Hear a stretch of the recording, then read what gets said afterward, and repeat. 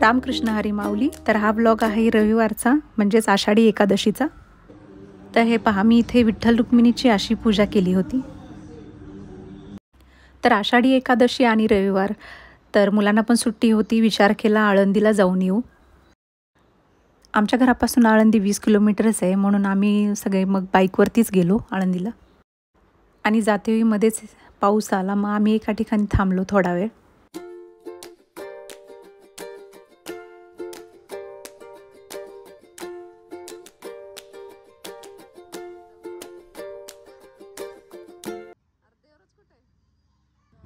पाऊस कमी झाला आणि परत आम्ही निघालो आळंदीकडे.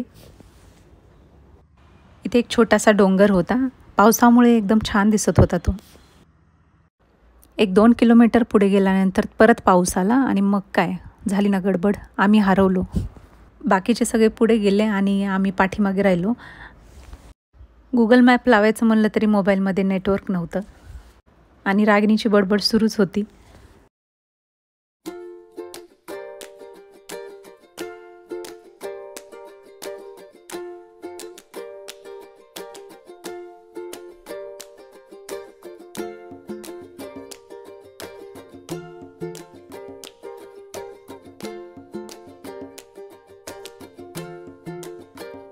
मग आम्ही काही जणांना विचारलं आणि पुढे गेलो. डिस्टन्स होतं 20 किलोमीटरचं, पण आम्ही चुकल्यामुळे रनिंग झालं आमचं 30 किलोमीटर.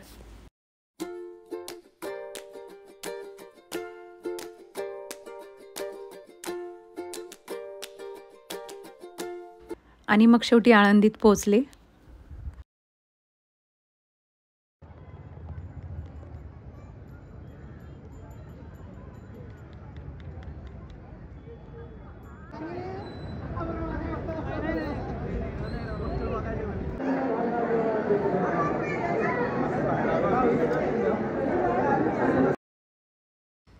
गर्दी जास्त होती म्हणून आम्ही मुखदर्शन घेतलं.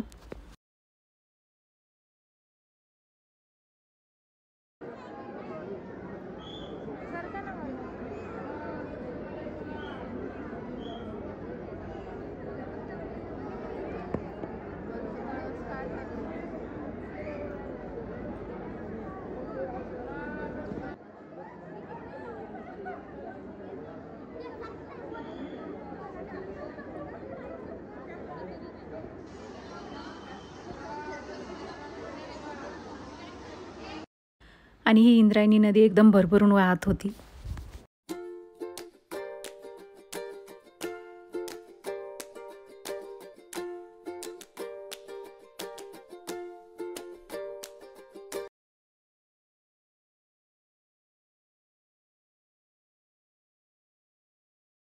आणि आषाढी एकादशीच्या मुहूर्तावर मी तुळशीची माळ गळ्यात घातली आणि घरी परत निघालो.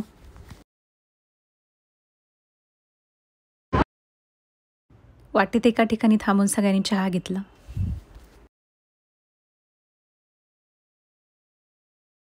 जातेवेळी आम्हाला एक बिल्डिंग दिसली जी एकदम टायटॅनिकच्या शेपमध्ये होती.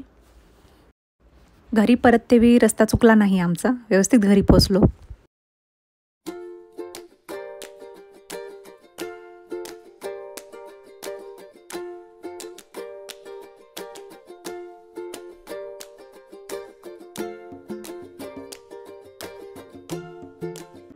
देवराजच्या स्कूलमध्ये पण एक दिवस पालखी होती, तो पण व्हिडिओ मी ॲड केला यामध्ये, कारण एकदम छान असा पालखी सोहळा त्यांनी केला होता.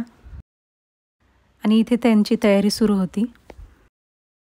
हा पहा देवराज मला आवाज देत होता.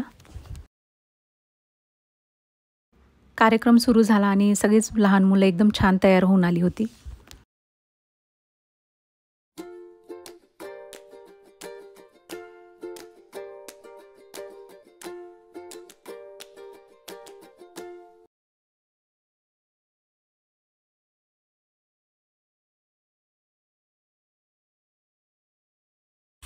थोड्या वेळाने स्कूलचे चेअरमन प्रिन्सिपल मॅडम यांचं आगमन झालं होतं.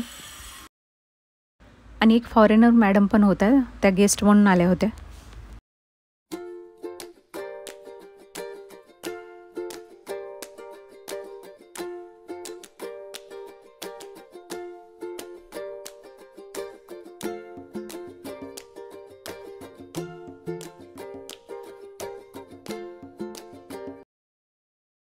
आणि इथे सर्वात अगोदर विठ्ठलाची आरती करून घेतली.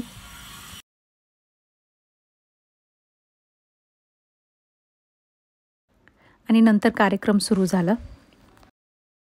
विठ्ठलाच्या गाण्यावरती काही स्टुडंट्सनी डान्स केला.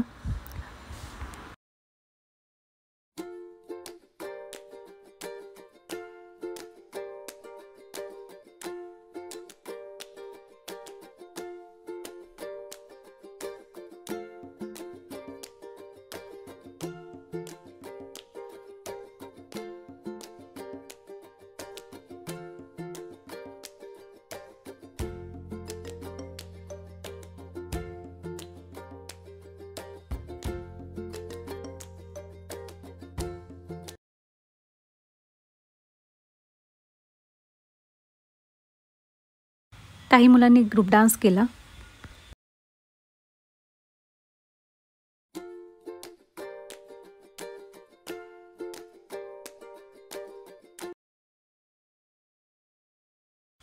सगळं वातावरण एकदम भक्तिमय झालं होतं.